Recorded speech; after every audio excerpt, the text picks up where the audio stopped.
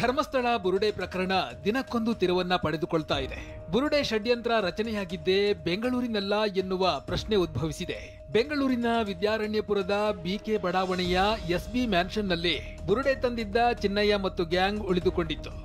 4-5 ತಿಂಗಳ ಹಿಂದೆ ಸರ್ವಿಸ್ ಅಪಾರ್ಟ್ಮೆಂಟ್ಗೆ ಬಂದಿದ್ದ ಚಿನ್ನಯ್ಯ, ಮಹೇಶ್ ಶೆಟ್ಟಿ ತಿಮರೋಡಿ, ಗಿರೀಶ್ ಮಟ್ಟಣ್ಣನವರ್, ಸುಜಾತಾ ಭಟ್ ಹಾಗೂ ಜಯಂತ್ ಬುರುಡೆಯನ್ನ ತಂದು ಶವಗಳನ್ನ ಹೂತಿದ್ದ ಬಗ್ಗೆ ಮಾತುಕತೆ ನಡೆಸಿದ್ರ ಎನ್ನುವ ಸಂಶಯ ಶುರುವಾಗಿದೆ. ಈ ಸರ್ವಿಸ್ ಅಪಾರ್ಟ್ಮೆಂಟ್ ಗಿರೀಶ್ ಮಟ್ಟಣ್ಣನವರ್ ಅಪಾರ್ಟ್ಮೆಂಟ್ನಿಂದ ಕೇವಲ 1.5 ಕಿಲೋಮೀಟರ್ ದೂರದಲ್ಲಿದೆ. ಬುರುಡೆ ಗ್ಯಾಂಗ್ ಉಳಿದುಕೊಂಡಿದ್ದ ಸರ್ವಿಸ್ ಅಪಾರ್ಟ್ಮೆಂಟ್ಗೆ ಎಸ್ಐಟಿ ಚಿನ್ನಯ್ಯನನ್ನ ಕರೆತಂದು 10 ಗಂಟೆಗಳಿಗೂ ಹೆಚ್ಚು ಕಾಲ ಮಹಜರು ನಡೆಸಿತು.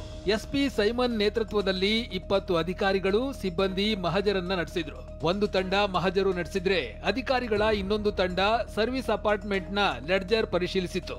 ಯಾರ ಹೆಸರಿನಲ್ಲಿ ರೂಮ್ ಬುಕ್ ಆಗಿತ್ತು, ರೂಮ್ಗೆ ಎಷ್ಟು ಜನ ಬರ್ತಾ ಇದ್ರು, ಎಷ್ಟು ಬಾರಿ ರೂಮ್ ಬುಕ್ ಆಗಿದೆ ಎನ್ನುವ ಮಾಹಿತಿಯನ್ನ ಪಡ್ಕೊಂಡ್ರು. ಅಪಾರ್ಟ್ಮೆಂಟ್ನ ಸಿಸಿ ಕ್ಯಾಮೆರಾ ದೃಶ್ಯಗಳನ್ನ ಪರಿಶೀಲಿಸಿದ್ರು. ಸರ್ವಿಸ್ ಅಪಾರ್ಟ್ಮೆಂಟ್ ಸಿಬ್ಬಂದಿಯಿಂದಲೂ ಮಾಹಿತಿಯನ್ನ ಪಡ್ಕೊಂಡ್ರು. ಮಹಜರು ಪ್ರಕ್ರಿಯೆ, ಚಿನ್ನಯ್ಯನ ಹೇಳಿಕೆಯನ್ನ ವಿಡಿಯೋ ರೆಕಾರ್ಡ್ ಮಾಡಿಕೊಂಡ ಅಧಿಕಾರಿಗಳು ಲಾಡ್ಜ್ ಸಿಸಿಟಿವಿ, ಡಿವಿಆರ್, ಲೆಡ್ಜರ್ ವಶಕ್ಕೆ ಪಡ್ಕೊಂಡ್ರು. ಮಹಜರು ಮುಗಿತಾ ಇದ್ದಂತೆ ಚಿನ್ನಯ್ಯನನ್ನ ಬೆಳ್ತಂಗಡಿಗೆ ಕರೆದೊಯ್ದ್ರು. ಧರ್ಮಸ್ಥಳದ ಪ್ರಕರಣದ ಹೋರಾಟಗಾರ ಜಯಂತ್ ಟಿ ಬುರುಡೆ ಗ್ಯಾಂಗ್ ಜೊತೆಗೆ ದೆಹಲಿಗೆ ತೆರಳಿದ್ದ ವೇಳೆ ಸುಪ್ರೀಂ ಕೋರ್ಟ್ ಎದುರು ತೆಗೆದುಕೊಂಡಿದ್ದ ಸೆಲ್ಫಿ ಫೋಟೋ ರಿಲೀಸ್ ಮಾಡಿದ್ದಾರೆ. ಏಪ್ರಿಲ್ ತಿಂಗಳಲ್ಲಿ ಬುರುಡೆ ಪ್ಲಾನ್ ರೂಪಿಸಿದ್ದ ಗ್ಯಾಂಗ್ ಸುಪ್ರೀಂ ಕೋರ್ಟ್ ವಕೀಲರನ್ನು ಕೂಡ ನಂಬಿಸಿದೆ. ಕೊನೆಗೆ ಸುಪ್ರೀಂ ಕೋರ್ಟ್ ವಕೀಲ ಧನಂಜಯ್ ಮೂಲಕ ಸುಪ್ರೀಂ ಕೋರ್ಟ್ಗೆ ಅರ್ಜಿ ಸಲ್ಲಿಕೆ ಮಾಡಿತ್ತು. ಸುಪ್ರೀಂ ಕೋರ್ಟ್ನಲ್ಲಿ ಡೇಟ್ ಸಿಕ್ಕ ಹಿನ್ನೆಲೆ ಬುರುಡೆ ಸಮೇತ ಗಿರೀಶ್ ಮಟ್ಟಣ್ಣವರ್, ಜಯಂತ್ ಟಿ, ಸುಜಾತಾ ಭಟ್ ಮತ್ತು ಚಿನ್ನಯ್ಯ ದೆಹಲಿಗೆ ಪ್ರಯಾಣ ಬೆಳೆಸಿದ್ರು. ಬೆಂಗಳೂರಿನಿಂದ ದೆಹಲಿಗೆ ಬುರುಡೆ ಸಮೇತ ಕಾರ್ನಲ್ಲೇ ಪ್ರಯಾಣಿಸಿದ್ರು. ಸುಪ್ರೀಂ ಕೋರ್ಟ್ ಮೂಲಕ ಶವ ಹೂತ ಕೇಸ್ನ ತನಿಖೆ ಆದೇಶ ತರಲು ಪ್ಲಾನ್ ಮಾಡಿತ್ತು. ಮುಚ್ಚಿದ ಲಕೋಟೆಯಲ್ಲಿ ಬುರುಡೆ ಫೋಟೋ ಸಹಿತ ಹಲವು ದಾಖಲೆಗಳನ್ನ ಸುಪ್ರೀಂಗೆ ಸಲ್ಲಿಕೆ ಮಾಡಿದ್ರು. ಚಿನ್ನಯ್ಯನ ದೂರು ಮತ್ತು ವಾದ ಪರಿಶೀಲನೆ ಮಾಡಿದ ಸುಪ್ರೀಂ ಕೋರ್ಟ್ ಅರ್ಜಿಯನ್ನ ತಿರಸ್ಕರಿಸಿ ಪೊಲೀಸ್ ಠಾಣೆಯಲ್ಲಿ ದೂರು ನೀಡಲು ಸೂಚಿಸಿತ್ತು. ಇದಾದ ಬಳಿಕ ಚಿನ್ನಯ್ಯ ಮಂಗಳೂರು ಕೋರ್ಟ್ ಮೂಲಕ ಸಾಕ್ಷ್ಯ ಸಂರಕ್ಷಣಾ ಕಾಯ್ದೆಯಡಿ ರಕ್ಷಣೆ ಪಡೆದಿದ್ದ. ನಂತರ ಧರ್ಮಸ್ಥಳ ಪೊಲೀಸ್ ಠಾಣೆಗೆ ದೂರು ನೀಡಿದ್ದ ಬುರುಡೆ ಗ್ಯಾಂಗ್ ಕೊನೆಗೆ ಎಸ್ಐಟಿ ರಚಿಸಲು ಸರ್ಕಾರಕ್ಕೆ ಪ್ರಭಾವಿಗಳಿಂದ ಒತ್ತಡ ಹಾಕಿಸಿತ್ತು ಎನ್ನಲಾಗಿದೆ. ಜಯಂತ್ ಟಿ ಮನೆಯಲ್ಲಿ ಎಸ್ಐಟಿ ಶೋಧ ನಡೆಸಿದ ವಿಚಾರವಾಗಿ ಜಯಂತ್ ಟಿವಿ9ಗೆ ಪ್ರತಿಕ್ರಿಯಿಸಿದ್ದಾರೆ. ಸುಪ್ರೀಂ ಕೋರ್ಟ್ಗೆ ಹೋಗುವಾಗ ವಕೀಲರ ಮುಂದೆ ಹೇಳಿಕೆ ನೀಡುವ ಸಂದರ್ಭ ಚಿನ್ನಯ್ಯ ಬಂದಿದ್ದ. 2ರಿಂದ 3 ದಿನ ಮನೆಯಲ್ಲಿ ಉಳ್ಕೊಂಡಿದ್ದ. ಹೀಗಾಗಿ ಎಸ್ಐಟಿ ಅವರು ಬಂದು ತನಿಖೆ ಮಾಡಿದ್ದಾರೆ ಎಂದಿದ್ದಾರೆ. ಸರ್ವೋಚ್ಚ ನ್ಯಾಯಾಲಯಕ್ಕೆ ಏನು ಭೀಮಾ ಮತ್ತು ಅವತ್ತಂದ ಮೆಟೀರಿಯಲ್ ತಗೊಂಡು ಹೋಗಬೇಕಿತ್ತು. ಅಂಥ ಸಂದರ್ಭದಲ್ಲೂ ಮತ್ತು ವಕೀಲ ಹತ್ರ ಬಂದು ಅವರ ಸ್ಟೇಟ್ಮೆಂಟ್ ಕೊಡೋ ಸಂದರ್ಭದಲ್ಲೂ 2 ದಿನ 3 ದಿನ ಮನೆಯಲ್ಲಿ ಉಳ್ಕೊಳ್ಳಿಕ್ಕೆ ವ್ಯವಸ್ಥೆ ಕೊಡುತ್ತೆ ಸರ್. ಈ ಒಂದು ವಿಷಯದಲ್ಲಿ ಅವರ ಸ್ಟೇಟ್ಮೆಂಟ್ ತೆಗೆಯುವಾಗ ಎಲ್ಲೆಲ್ಲ ಉಳ್ಕೊಂಡಿದ್ದ, ಏನೆಲ್ಲ ಮಾಡಿದ ಅಂತ ಹೇಳಿದ್ರು. ಅದರ ಪ್ರಕಾರವಾಗಿ ಅವರು ಬಂದರು, ತನಿಖೆ ಮಾಡಿದ್ರು, ಸಂತೋಷವಾಗಿ ಏನೆಲ್ಲ ಬೇಕು ನಾನು RTIಯಲ್ಲಿ ತೆಗೆದುಕೊಳ್ತಾ ಇದ್ದಾರಂಥ ಫೈಲ್ಗಳನ್ನೆಲ್ಲ ಹಿಡ್ಕೊಂಡು ಹೋಗಿದ್ದಾರೆ ಸರ್. ಇನ್ನು ಸುಜಾತಾ ವಿಷಯದಲ್ಲಿ ನಾವು ಮೋಸ ಹೋಗಿದ್ದೇವೆ, ಚಿನ್ನಯ್ಯನ ವಿಷಯದಲ್ಲಿ ಮೋಸ ಹೋಗಿಲ್ಲ. ಎಸ್ಐಟಿ ಅವರು ಬಾಯಿ ಬಿಡಿಸಿಯೇ ಬಿಡಿಸುತ್ತಾರೆ ಎಂದಿದ್ದಾರೆ. ಸುಜಾತಾ ವಿಷಯದಲ್ಲಿ ನಮಗೆ ಮೋಸ ಹೋಗಿರೋದು ಅದು ದೊಡ್ಡ ತಪ್ಪು ಮಾಡಿದ್ವಿ. ಆದರೆ ಚಿನ್ನಯ್ಯ ವಿಷಯದಲ್ಲಿ ನಮಗೆ ಮೋಸ ಹೋಗಿಲ್ಲ, ಅವ ಮೋಸ ಮಾಡ್ತಾ ಇದ್ದಾನೆ. ಆದರೆ SIT ಅವರು ಬಾಯಿ ಬಿಡಿಸಿಯೇ ಬಿಡಿಸ್ತಾರೆ. ನನಗೆ ಅನನ್ಯ ಅನ್ನೋ ಮಗಳಿದ್ಲು ಅಂತ ಹೇಳ್ತಿದ್ದ ಸುಜಾತಾ ಭಟ್ ಈಗ ತಪ್ಪೊಪ್ಪಿಕೊಂಡಿದ್ದಾಳೆ. ಮಗಳು ಅನನ್ಯ ಕೇವಲ ಸೃಷ್ಟಿ, ಫೋಟೋ ವಾಸಂತಿಯದ್ದು ಅಂತ ಟಿವಿ9ಗೆ ಸುಜಾತಾ ಭಟ್ ಎಕ್ಸ್ಕ್ಲೂಸಿವ್ ಹೇಳಿಕೆಯನ್ನ ಕೊಟ್ಟಿದ್ದಾರೆ. ವಾಸಂತಿ ಸತ್ತಿಲ್ಲ, ಬದುಕಿದಾಳೆ. ಬೇಕಂತಲೇ ವಾಸಂತಿ ಫೋಟೋವನ್ನ ಅನನ್ಯ ಭಟ್ ಫೋಟೋ ಅಂತ ತೋರಿಸಿದೆ ಅಂತ ಹೇಳಿದ್ದಾರೆ. ಸತ್ಯ ಇದ್ರೂ ಅದನ್ನು ನನಗೆ ಇದು ಮಾಡುವಂಥ ಶಕ್ತಿ ಇಲ್ಲ ಅಲ್ಲಿ. ಹಾಗಾಗಿ ನಾನು ಅದನ್ನು ವಿತ್ಡ್ರಾ ಮಾಡಿಕೊಂಡು ಸತ್ಯಾಸತ್ಯತೆ ಒಂದಲ್ಲ ಒಂದು ದಿನ ಬಂದೇ ಬರ್ತದೆ. ಇವತ್ತಲ್ಲ ನಾಳೆ ಯಾವತ್ತಾದರೂ ಒಂದು ದಿನ ಬಂದೇ ಬರ್ತದೆ. ಇವಾಗಲೂ ನನಗೆ ಕಾಡ್ತಾ ಇರೋದು ಅವಳು ಬದುಕಿದ್ದಾಳೆ ಅನ್ನುವಂಥದ್ದೇ ನನಗೆ ಕಾಡ್ತಾ ಇದೆ. ಅವಳು ಸತ್ತಿಲ್ಲ. ಅಲ್ಲಿ ಏನೋ ಒಂದು ಪ್ರಪಕಂಡ ಮಾಡಿದ್ದಾರೆ, ದೊಡ್ಡ ಪ್ರಪಕಂಡನೇ ಇದೆ.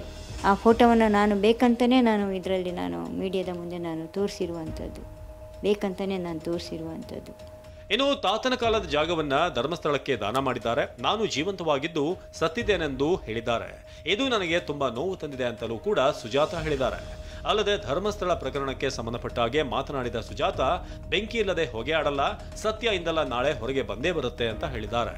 ಸುಮ್ಮನೆ ಯಾರೋ ಒಂದು ಇದು ಹೇಳ್ತಾರೆ, ಒಂದು ಇದು ಮಾಡ್ತಾರೆ ಅಂದರೆ ಬೆಂಕಿ ಇಲ್ಲದೆ ಹೊಗೆ ಆಡಲ್ಲ, ಅಷ್ಟೇ ನನ್ನದು ಇದು. ಏನೊಂದು ವಿಚಾರ ಅದರಲ್ಲಿ ಇದೆ, ಹೊರಗಡೆ ಬರುತ್ತೆ ಅನ್ನುವಂಥದ್ದು ನಿಮ್ಮ ಭಾವನೆ?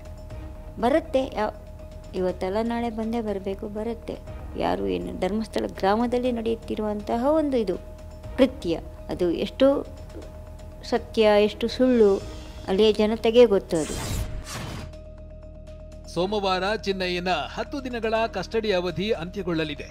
ಈ ಹಿನ್ನೆಲೆ ಎಸ್ಐಟಿ ಚಿನ್ನಯ್ಯನನ್ನ ಕೋರ್ಟ್ಗೆ ಹಾಜರುಪಡಿಸಲಿದೆ.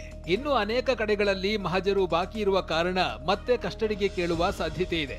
ಇತ್ತ ಚಿನ್ನಯ್ಯನ ಫೋನ್ನಲ್ಲಿ ಮಹತ್ವದ ಮಾಹಿತಿ ಇದೆಯಾ ಎನ್ನುವ ಶಂಕೆ ಶುರುವಾಗಿದೆ. ಯಾಕೆಂದ್ರೆ ಚಿನ್ನಯ್ಯ ಸರೆಂಡರ್ ಆಗ್ತಾ ಇದ್ದಂತೆ ಚಿನ್ನಯ್ಯನ ಫೋನ್ನಲ್ಲಿ ಇದ್ದ ಮೆಸೇಜ್ಗಳು ಡಿಲೀಟ್ ಆಗಿವೆ. ಚಿನ್ನಯ್ಯನ ಫೋನ್ ರಿಟ್ರೀವ್ ಮಾಡಲಿರುವ ಎಸ್ಐಟಿಗೆ ಮಹತ್ವದ ದಾಖಲೆ ಸಿಗುತ್ತಾ ಎನ್ನುವ ಕುತೂಹಲ ಸೃಷ್ಟಿಯಾಗಿದೆ. ಇನ್ನು ಸುಜಾತ ಅವರ ಫೋನ್ ಅನ್ನು ಸಹ ಎಸ್ಐಟಿ ರಿಟ್ರೀವ್ ಮಾಡಲಿದೆ. ಧರ್ಮಸ್ಥಳ ಕ್ಷೇತ್ರದ ಬಗ್ಗೆ ಅಪಪ್ರಚಾರ ಷಡ್ಯಂತ್ರ ಆರೋಪದ ಹಿನ್ನೆಲೆ ಬೆಳ್ತಂಗಡಿ ತಾಲೂಕಿನ ಜೈನ ಬಾಂಧವರ ನೇತೃತ್ವದಲ್ಲಿ ಧರ್ಮಸ್ಥಳದಲ್ಲಿ ಬೃಹತ್ ಧರ್ಮ ಸಂರಕ್ಷಣಾ ಸಮಾವೇಶ ನಡೆಯಿತು. ಧರ್ಮಸ್ಥಳದ ಅಮೃತ ವರ್ಷಿಣಿ ಸಭಾಭವನದಲ್ಲಿ ನಡೆದ ಸಮಾವೇಶದಲ್ಲಿ ಧರ್ಮಸ್ಥಳದ ಧರ್ಮಾಧಿಕಾರಿ ಡಾಕ್ಟರ್ ವೀರೇಂದ್ರ ಹೆಗಡೆ, ಪತ್ನಿ ಹೇಮಾವತಿ ಹೆಗಡೆ ಸೇರಿದಂತೆ ಕುಟುಂಬಸ್ಥರು ಭಾಗಿಯಾಗಿದ್ದರು. ಭಾರೀ ಮಳೆಯ ಮಧ್ಯೆಯೂ ಜಾಥಾ ಮೂಲಕ ಧರ್ಮಸ್ಥಳಕ್ಕೆ ಆಗಮಿಸಿದಂತ ಜೈನ ಸಮುದಾಯ ಧರ್ಮಾಧಿಕಾರಿ ಕುಟುಂಬಕ್ಕೆ ಗೌರವ ಸಲ್ಲಿಸಿತು. ಧರ್ಮಸ್ಥಳ ವಿರುದ್ಧ ಷಡ್ಯಂತ್ರ ನಡೀತಾ ಇದೆ ಅಂತ ಆರೋಪಿಸಿರುವ ಜೆಡಿಎಸ್ ಹಾಸನದಿಂದ ಧರ್ಮಸ್ಥಳಕ್ಕೆ ಸತ್ಯ ಯಾತ್ರೆಯನ್ನ ಹಮ್ಮಿಕೊಂಡಿತ್ತು. ಜೆಡಿಎಸ್ ಯುವ ಘಟಕದ ಅಧ್ಯಕ್ಷ ನಿಖಿಲ್ ಕುಮಾರಸ್ವಾಮಿ ನೇತೃತ್ವದಲ್ಲಿ 300ಕ್ಕೂ ಅಧಿಕ ಬಸ್, 100 ಕಾರುಗಳಲ್ಲಿ ಬೃಹತ್ ಯಾತ್ರೆಯನ್ನ ನಡೆಸಿದ್ರು. ಬಳಿಕ ನೇತ್ರಾವತಿ ಸ್ನಾನಘಟ್ಟದಿಂದ ಮಂಜುನಾಥ ಸ್ವಾಮಿ ದೇಗುಲದವರೆಗೂ ಪಾದಯಾತ್ರೆಯನ್ನ ಮಾಡಿದ್ರು. ಬಳಿಕ ಮಂಜುನಾಥನ ದರ್ಶನವನ್ನ ಪಡೆದು ಸಮಾವೇಶವನ್ನ ನಡೆಸಿದ್ರು. ಧರ್ಮಸ್ಥಳದ ಧರ್ಮಾಧಿಕಾರಿ ವೀರೇಂದ್ರ ಹೆಗ್ಗಡೆಯವರು ನಿಖಿಲ್ ಕುಮಾರಸ್ವಾಮಿಗೆ ಆಶೀರ್ವದಿಸಿದ್ರು. ಇದೇ ವೇಳೆ ಮಾತನಾಡಿದ ಧರ್ಮಾಧಿಕಾರಿ ವೀರೇಂದ್ರ ಹೆಗ್ಗಡೆಯವರು, ಕ್ಷೇತ್ರದಲ್ಲಿ ತಪ್ಪು ನಡೆಯದಂತೆ ನೋಡಿಕೊಳ್ಳೋದಕ್ಕೆ ನಾನು ಬದ್ಧನಾಗಿದ್ದೇನೆ. ಆದ್ರೆ ಅಪಪ್ರಚಾರ ನಡೆಸಿದ್ರೆ ಅದನ್ನ ಎದುರಿಸೋದಕ್ಕೂ ನಾನು ಸಿದ್ಧನಾಗಿದ್ದೇನೆ ಎಂದರು. ಕ್ಷೇತ್ರದಲ್ಲಿ ಯಾವುದೇ ತಪ್ಪುಗಳು ನಡೆಯೋದನ್ನು ನೋಡಿಕೊಳ್ಳೋದು ನನ್ನ ಜವಾಬ್ದಾರಿ. ಯಾವುದೇ ತಪ್ಪುಗಳು ಅಥವಾ ಅಹಿತಕರ ಘಟನೆ ನಡೆಯೋದನ್ನು ನಾನು ನೋಡ್ಕೊಳ್ತಾ ಇದ್ದೀನಿ. ಅದರಲ್ಲೂ ಕೆಲವು ಅಪವಾದಗಳು ಬಂದಾಗ ಅದನ್ನು ಎದುರಿಸಲಿಕ್ಕೆ ನಾವು ಭಾಳ ತಯಾರಿದ್ದೇವೆ. ನಾನು ಮತ್ತು ನನ್ನ ಸಹೋದರರು ತಯಾರಿದ್ದೇವೆ. ಹಾಗಾಗಿ ನಾವು ಯಾವುದೇ ಕ್ಷೇತ್ರದಲ್ಲಿ ಇಂತಹ ಘಟನೆಗಳು ನಮ್ಮ ಕ್ಷೇತ್ರದಲ್ಲಿ ನಡೆದಿಲ್ಲ, ನಡೆಯುವುದೂ ಇಲ್ಲ ಅಂತ ನಿಮಗೆ ಮಾತು ಕೊಡ್ತಾ, ಮತ್ತು ಈಗ ಈ ಕ್ಷೇತ್ರದಲ್ಲಿ ನಡೆಯುವಂಥ ಎಲ್ಲ ಕಾರ್ಯಕ್ರಮಗಳಲ್ಲಿ ಕೂಡ ಸತ್ಯಕ್ಕೆ ವಿರುದ್ಧವಾಗಿ ಯಾವುದು ನಡೆಯೋದಿಲ್ಲ ಈ ಕ್ಷೇತ್ರದಲ್ಲಿ.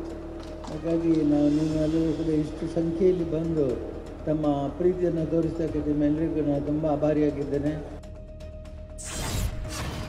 ಸೋಮವಾರ ಬಿಜೆಪಿ ಧರ್ಮಸ್ಥಳ ಚಲೋ ನಡೆಸಲಿದೆ. ಸೋಮವಾರ ಮಧ್ಯಾಹ್ನ ಧರ್ಮಸ್ಥಳದಲ್ಲಿ ಬಿಜೆಪಿ ನಾಯಕರು ಅರ್ಧ ಕಿಲೋಮೀಟರ್ ದೂರ ಪಾದಯಾತ್ರೆ ನಡೆಸಲಿದ್ದಾರೆ. ಬಳಿಕ ಎಸ್ಡಿಎಂ ಕಾಲೇಜು ಮೈದಾನದಲ್ಲಿ ಮಧ್ಯಾಹ್ನ 2ರಿಂದ ಸಂಜೆ 4:30ರವರೆಗೆ ಸಮಾವೇಶ ನಡೆಸಲಿದ್ದಾರೆ. ಕೇಂದ್ರ ಸಚಿವರಾದ ಪ್ರಹ್ಲಾದ್ ಜೋಶಿ, ಶೋಭಾ ಕರಂದ್ಲಾಜೆ, ವಿ ಸೋಮಣ್ಣ, ಮಾಜಿ ಸಿಎಂ ಡಿವಿ ಸದಾನಂದ ಗೌಡರಿಗೆ ಸಮಾವೇಶಕ್ಕೆ ಆಹ್ವಾನ ನೀಡಲಾಗಿದೆ. ರಾಜ್ಯ ಬಿಜೆಪಿ ಕೋರ್ ಕಮಿಟಿ ಸದಸ್ಯರು, ಬಿಜೆಪಿ ಸಂಸದರು, ಶಾಸಕರು, ವಿಧಾನ ಪರಿಷತ್ ಸದಸ್ಯರು, ಮಾಜಿ ಶಾಸಕರು, ಮಾಜಿ ಎಂಎಲ್ಸಿಗಳು, ಪರಾಜಿತ ಅಭ್ಯರ್ಥಿಗಳು, ಜಿಲ್ಲಾಧ್ಯಕ್ಷರಿಗೂ ಕೂಡ ಆಹ್ವಾನ ನೀಡಲಾಗಿದೆ. 1 ಲಕ್ಷ ಜನರನ್ನ ಸೇರಿಸಿ ಸಮಾವೇಶ ನಡೆಸೋದಕ್ಕೆ ಬಿಜೆಪಿ ಮುಂದಾಗಿದೆ.